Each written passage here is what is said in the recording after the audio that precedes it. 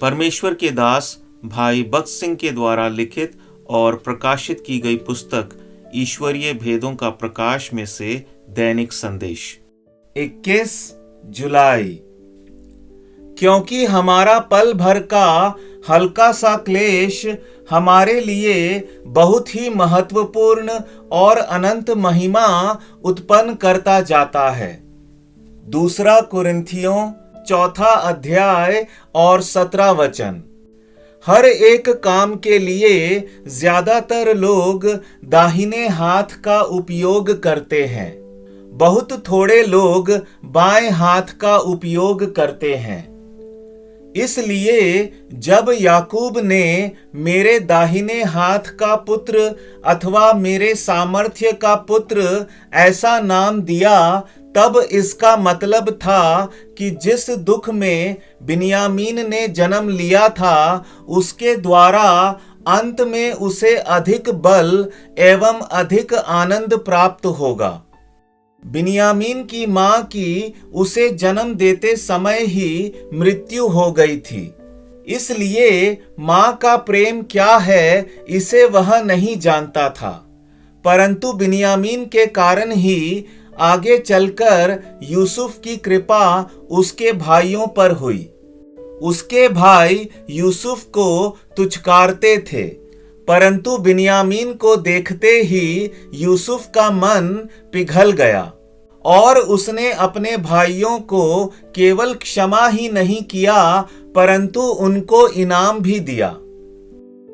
इसी रीति से जो दुख हमें परमेश्वर के दाहिने हाथ की तरफ लाता है, बिन्यामीन उन्हीं दुखों का प्रतीक या एक चित्र है। दुख एक कीमती एवं अमूल्य अनुभव है जो हमें परमेश्वर के समीप लाता है और उसके सामर्थ्य का उपयोग करने का आनंद हमको देता है। प्रभु हमको अत्यंत भारी दुख के अनुभव में होकर ले जाता है।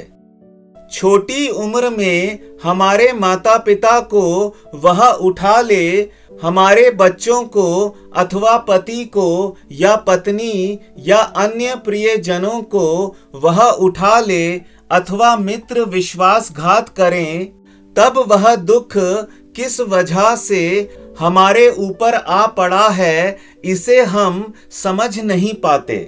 परंतु जो दुख आ पड़ता है उसके द्वारा हम स्वर्गीय अनुग्रह पाते हैं।